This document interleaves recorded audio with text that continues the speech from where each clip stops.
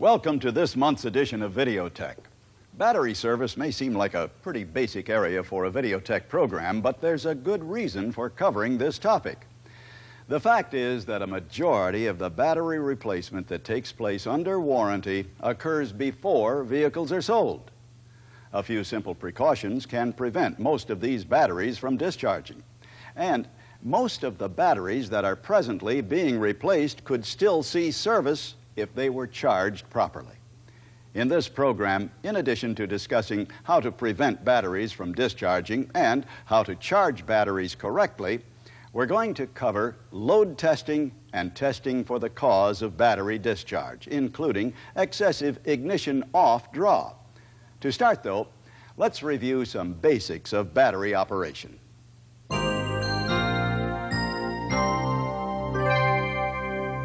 To provide power for starting an engine and operating a vehicle's electrical devices, a battery relies on the electrochemical reaction between a series of positive and negative plates. Positive plates contain lead dioxide and negative plates contain sponge lead. In between the plates is a mixture of water and sulfuric acid called the electrolyte, which will allow a chemical reaction to take place and a difference in voltage to occur. As batteries discharge, the sulfuric acid in the electrolyte reacts with the lead and lead dioxide on the plates to form lead sulfate and water. In addition to the loss of active material, the coating of lead sulfate on the plates and the water in the electrolyte impede chemical reaction. As the battery is charged, the process is reversed. The lead sulfate on the plates reacts with water to form sulfuric acid in the electrolyte and lead dioxide and sponge lead on the plates. Of the everyday factors affecting a battery's ability to do its job, one of the most important is temperature. A battery operates best at around room temperature. As ambient temperatures decrease below this, a battery's ability to provide power decreases while the amount of current required for cranking increases. At 0 degrees Fahrenheit, a battery provides about 60% of the power it provided at 80 degrees Fahrenheit. On the other hand, the power required for cranking has increased about 250% because of the increased viscosity of engine oil and increased friction. To indicate the ability to provide power at low temperatures, batteries are given a cold cranking amps rating. The cold cranking amps rating is the amount of current the battery can deliver at 0 degrees Fahrenheit for 30 seconds while still maintaining at least 7.2 volts at the battery terminals. Besides being on the battery case, the cold cranking amps rating is also listed in the service manual. Temperature also has an effect on a battery's ability to accept a charge. As temperatures decrease, the battery is slower to accept the charge. At this point, you might be thinking that high temperature must be beneficial for a battery. In fact, high temperature can also have a negative effect.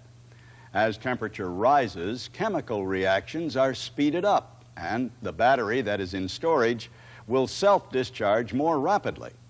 The corrosive effects of battery chemicals also increase, reducing battery life.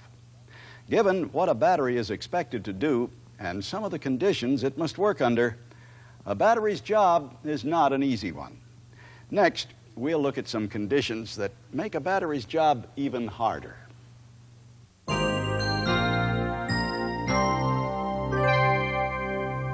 For new vehicles being stored on the lot, the major cause of battery discharge is ignition off draw, or IOD.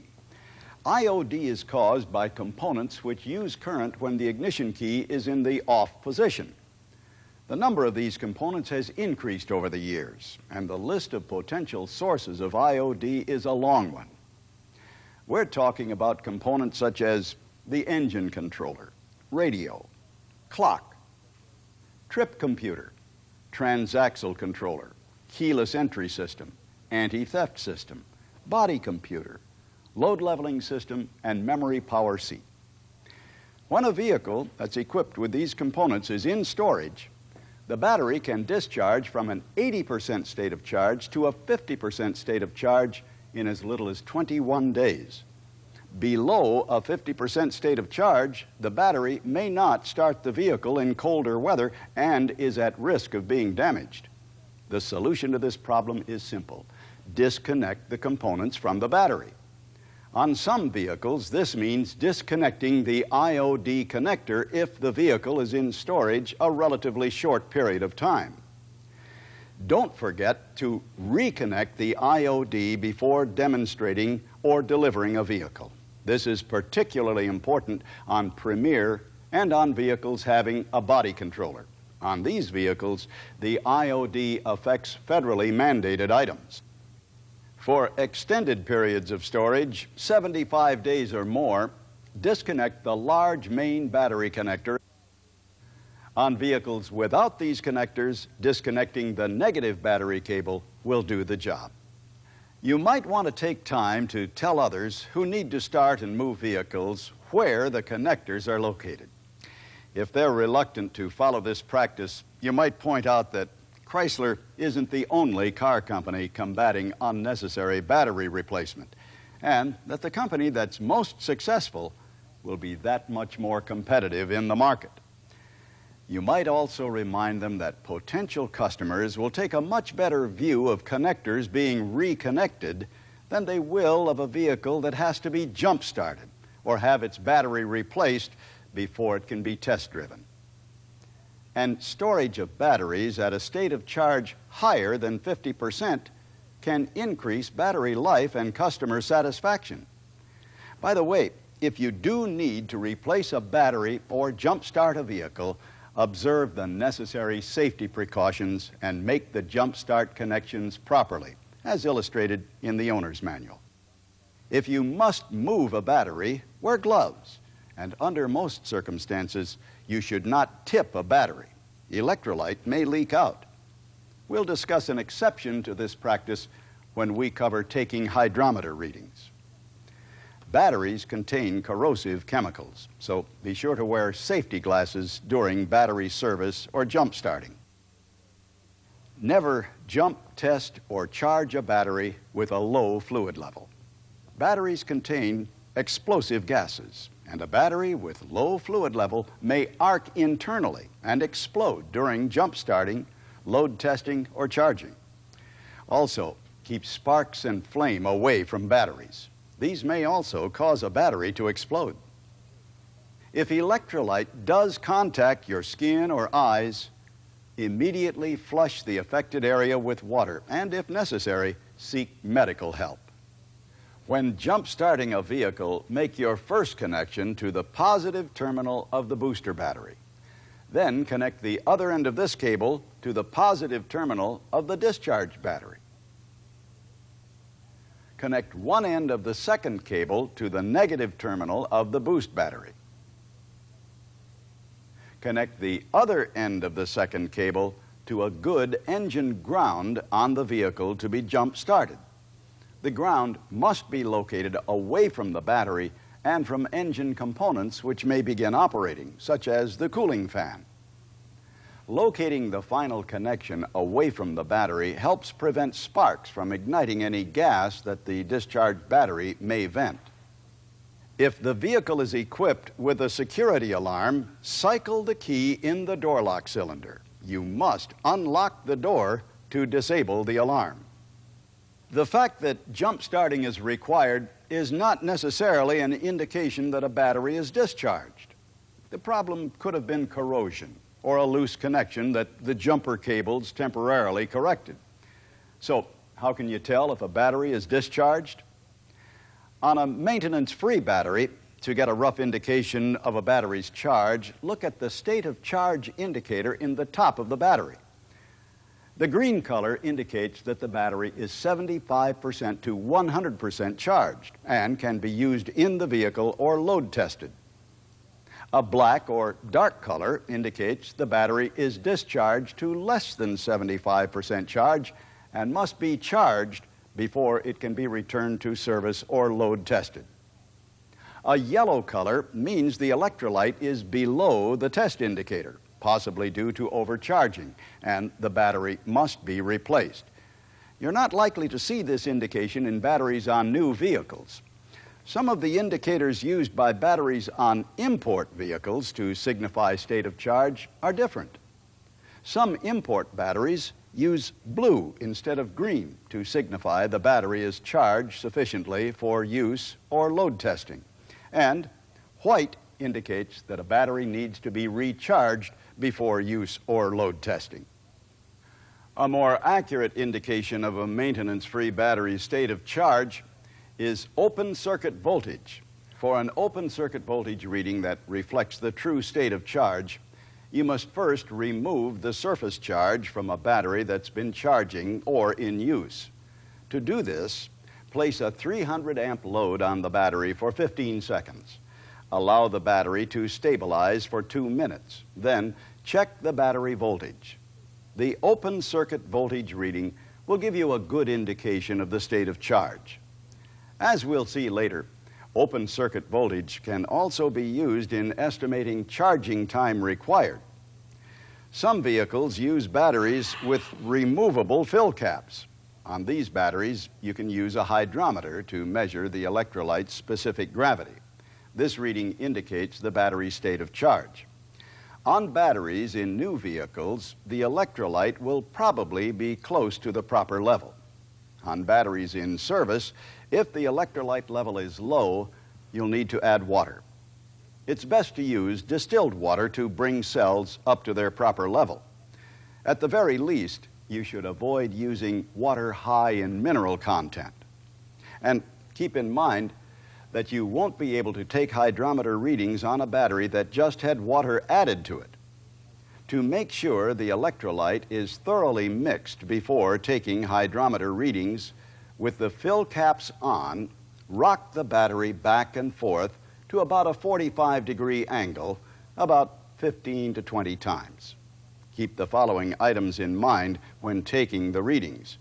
Be careful not to damage the battery plates when inserting the tip of the hydrometer into the battery case. Withdraw enough electrolyte to float the bulb in the hydrometer. Keep the hydrometer straight when taking readings and disregard the curvature of the electrolyte on the float. To correct for the effects of temperature, subtract 4 points of specific gravity for each 10 degrees below 80 degrees Fahrenheit, and add 4 points for each 10 degrees above 80 degrees Fahrenheit. For example, suppose a hydrometer reading is 1250 and the temperature of the battery is about 50 degrees Fahrenheit. To correct the reading, subtract 4 points for each 10 degrees below 80 degrees Fahrenheit. In this case, that means subtracting 3 times 4, or 12. The result is 1238. On a battery in a new vehicle, you probably won't see much variation in specific gravity between cells, but you might on batteries that have been in service for a while. If the variation between the lowest and highest cell exceeds 50 points, the battery should be replaced. Remember, you can take hydrometer readings only on batteries that have removable fill caps. Never attempt to remove the vent caps from a maintenance-free battery or a battery that has do not pry on its top. Doing so will damage the vent system. A battery's open circuit voltage or hydrometer readings should give you a pretty good idea of its state of charge and what your next step should be in battery service.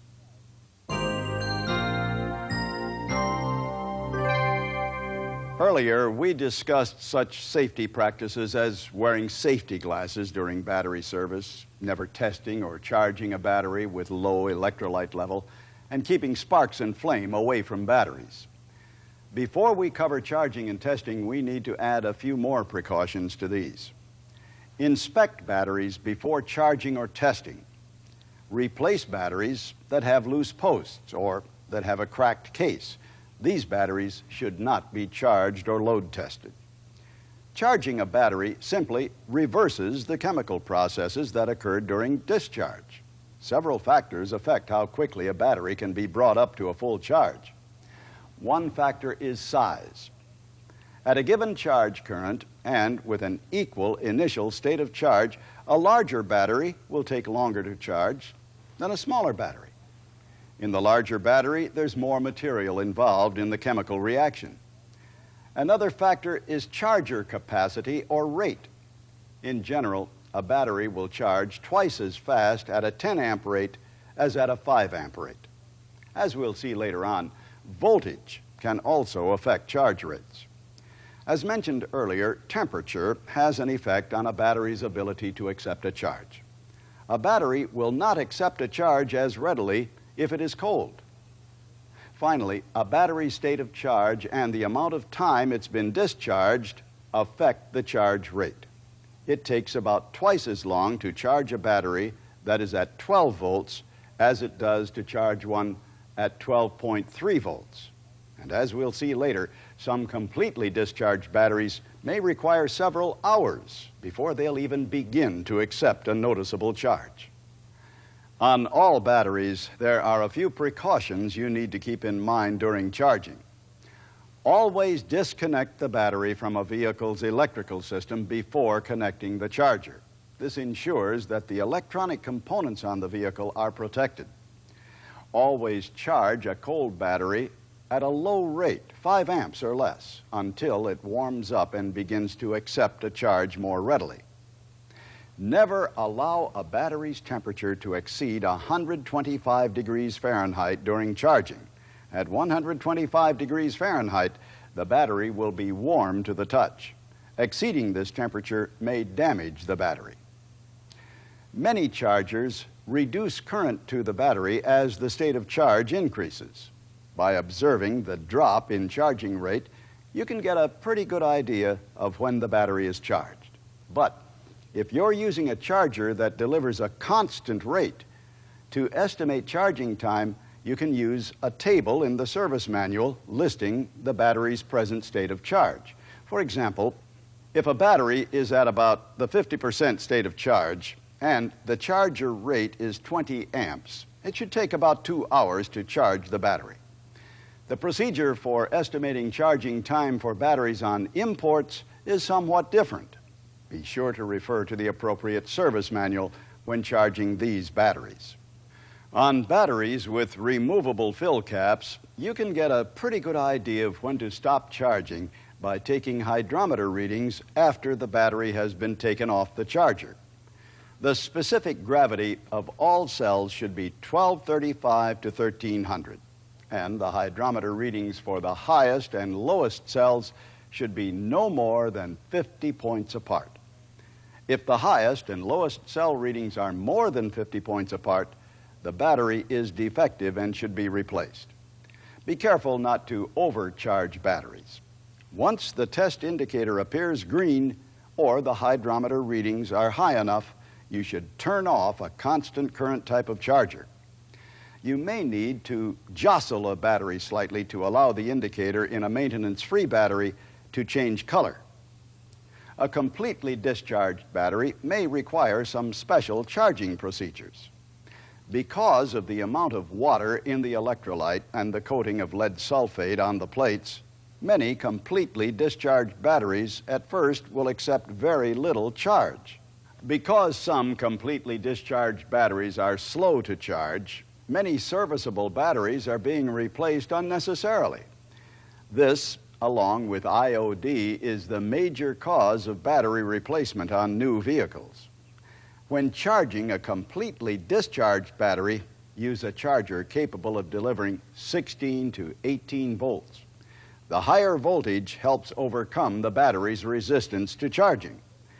Even at 16 volts or more, however, it may take up to 4 hours before some batteries accept a measurable charge.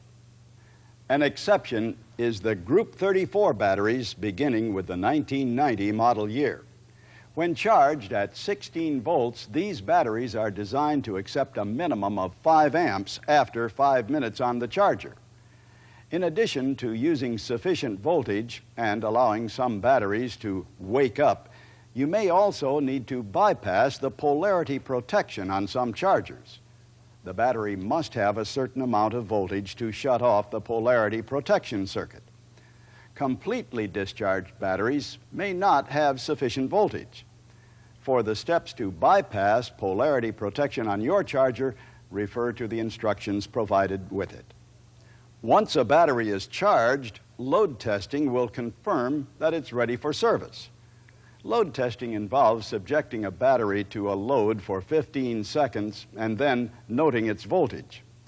To load test a battery, apply a load equal to 1/2 the cold cranking amps rating for 15 seconds.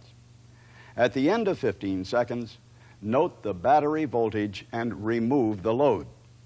Battery temperature has an effect on the voltage readings, so be sure to estimate the battery temperature before comparing the resulting voltage to the figures in the load test chart. You'll find the chart in the service manuals as well as in the VideoTec reference book. Batteries that do not meet specifications should be replaced.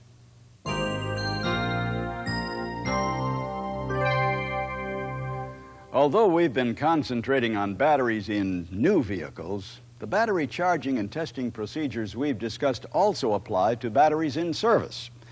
Also applicable is the idea that just because a battery is discharged does not necessarily mean it's defective. One of the first things you need to do when a battery discharges or performs poorly is to check the battery and charging system for poor connections. An alternative to removing the connections is to check for voltage drop across the battery connections when the circuit is under load. For example, to check for voltage drop across the positive battery connection, the voltmeter positive lead is connected to the positive battery post, and the voltmeter negative lead is connected to the positive cable terminal. A voltage reading of over 0.1 volts during cranking indicates a poor connection.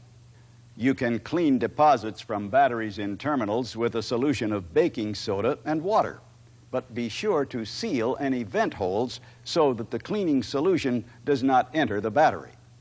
The baking soda will neutralize the acid in the electrolyte. And replace the felt washer at the base of the positive battery post before reinstalling the cable. This washer helps prevent the buildup of deposits beneath the battery terminal. Besides cleaning the terminal clamps, clean the posts on replacement batteries. Otherwise, the oxidation on the posts will prevent a good connection. While we're on the subject of replacement batteries, there are a few preventive measures you can take to help ensure good results from the batteries you stock. First, store batteries in as cool an area as possible.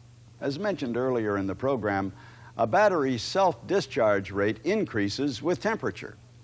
In a storage area kept at around 90 degrees Fahrenheit, a battery may drop below acceptable charge in around 2 months. Second, because a battery's charge declines the longer it remains in stock, be sure to rotate stock so the oldest batteries are used first. Another possible cause of a battery's failure to maintain a full charge is the charging system. If the charging system is faulty, charging or replacing the battery won't solve the problem. Refer to the appropriate diagnostic procedures manual or service manual for charging system diagnosis. Don't overlook owner-related causes when a battery fails to maintain a full charge. When talking to a customer, find out if a vehicle has been stored for an extended period of time or driven only occasionally on short trips. Owner-installed accessories are another possible cause. The current demand from accessories may exceed the charging system specifications.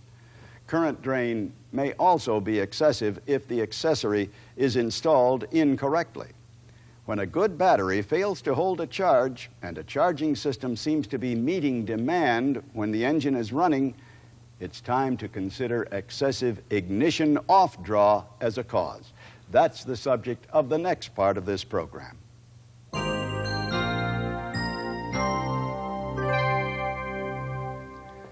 Years ago, tracking down the cause of ignition off draw was easy. You simply turned all accessories off, installed an ammeter or test light in series, and checked the light or meter while pulling fuses or disconnecting fusible links. The arrival of solid-state electronic components with timeout features means you need to modify this approach. As explained earlier, many components continue to draw current after the ignition is turned off. Of these components, some are always drawing a small amount of current.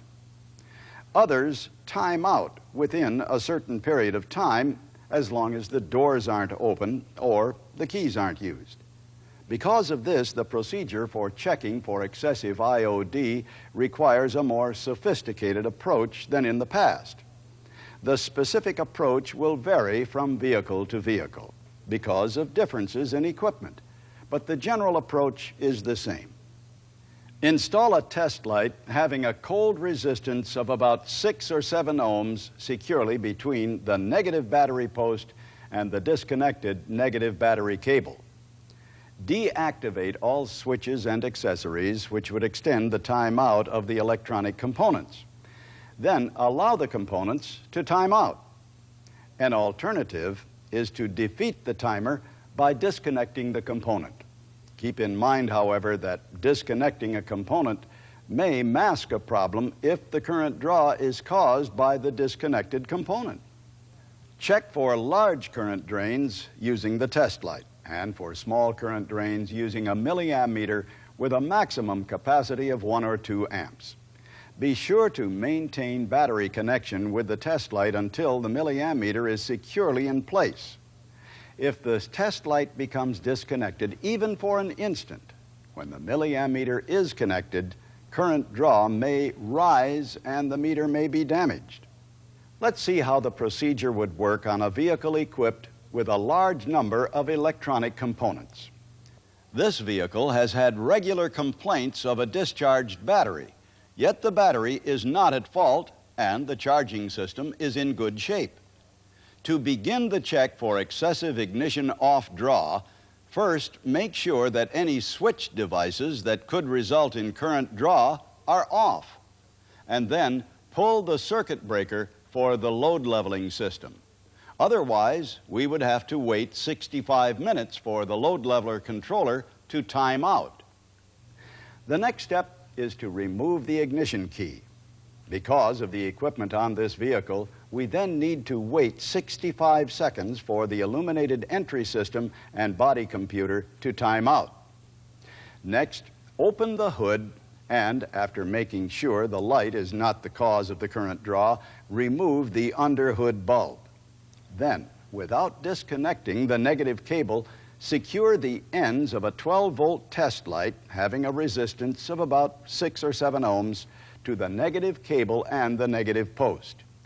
Next, disconnect the negative battery cable from the battery post, making sure the test light remains connected.